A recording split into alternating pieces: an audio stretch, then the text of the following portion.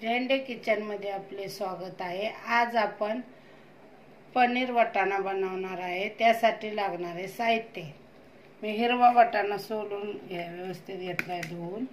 पनीर मसाला, हे पनीर व्यवस्थित कापून घेतले, 2 कांदे कापून घेतले, टोमॅटो, कोथिंबीर, थोडेसे लसूण, आल्याचा तुकडा, हे सगळं आपण मिक्सरला लावून घ्यायचं आहे। आता कोथिंबीर, आले, लसूण, कांदा, आपण हे सगळं टोमॅटो मिक्सरला व्यवस्थित बारीक करून घेणार आहे फोडणीसाठी।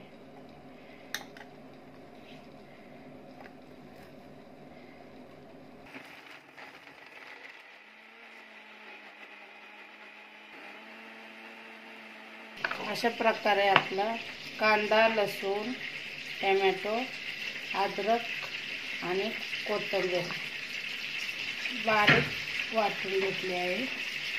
पण ते तेल गरम करायला ठेवलं कढईने। कांदा, लसूण मसाला 2 चमचे,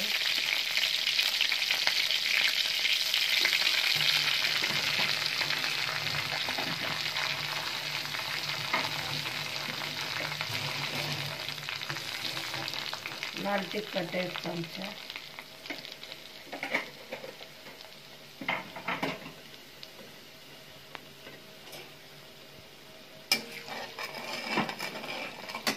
आपण हे वाटण केलेला मसाला टाकून घ्यायचा।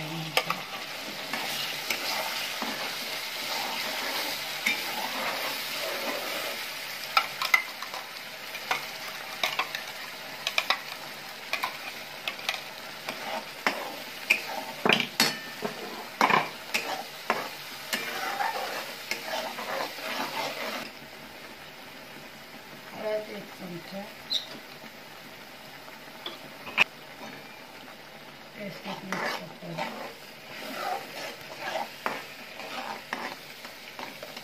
आपण पनीरचा मसाला थोडासा घेतला आहे, तो व्यवस्थित असं पाणी टाकून मिक्स करून घ्यायचा। ते बी टाकायचं।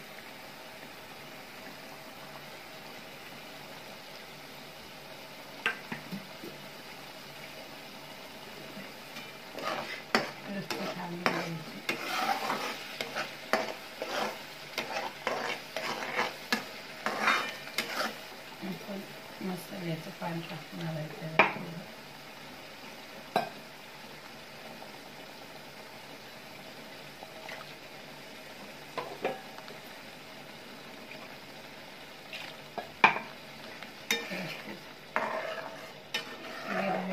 चांगली भाजून घ्यायची।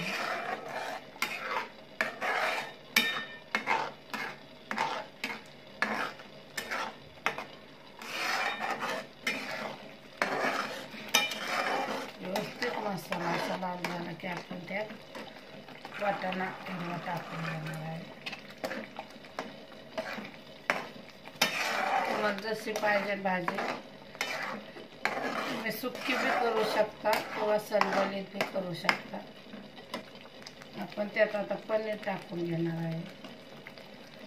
तुम्ही तळून बी टाकू शकता, पण तळल्यावर खूप कडक होते म्हणून मी अशी टाकत असते।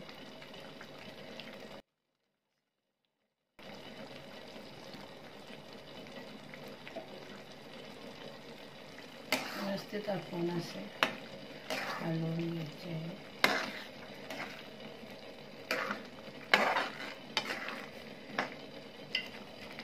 मीठ आपण चवीनुसार टाकणार आहे।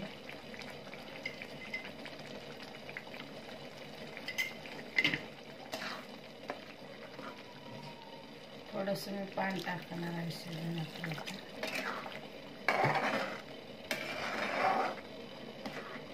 आता आपण हे 5-10 मिनिटं झाकण न लावता मी शिजवून घेणार आहे, कारण झाकण लावलं की ते मसाला सगळा झाकणालाच लागतो।